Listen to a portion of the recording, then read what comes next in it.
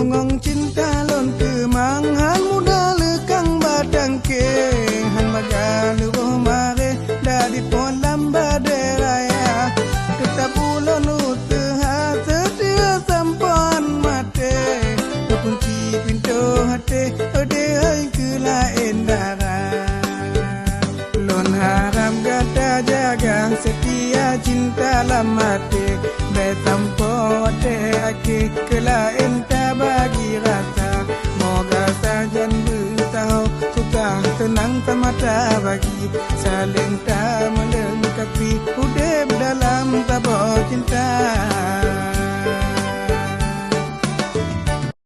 Kelompok Tani Busarena, Kampung Alukriai, Kecamatan Banda Baru, Kabupaten Aceh Utara. Mantap, mantap, mantap.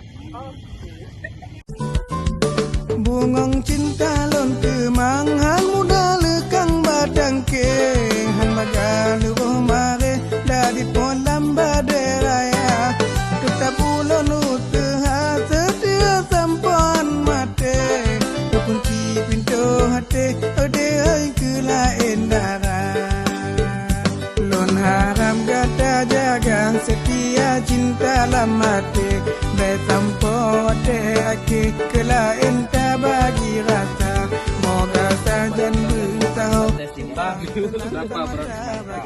saling tak melengkapi udep dalam tabur cinta.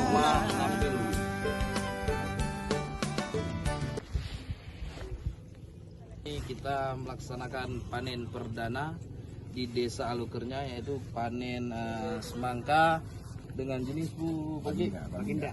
Dengan jenis baginda yang dikelola oleh kelompok tani Busarena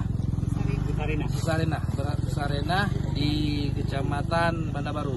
Mungkin dalam hal ini dapat kita jelaskan bahwasanya luas area yang terdapat di kelompok tani ini adalah kurang lebih sekitar 2.400, kurang lebih 5 rantai, dengan menghasilkan produksi semangka dengan jumlah 7 ton.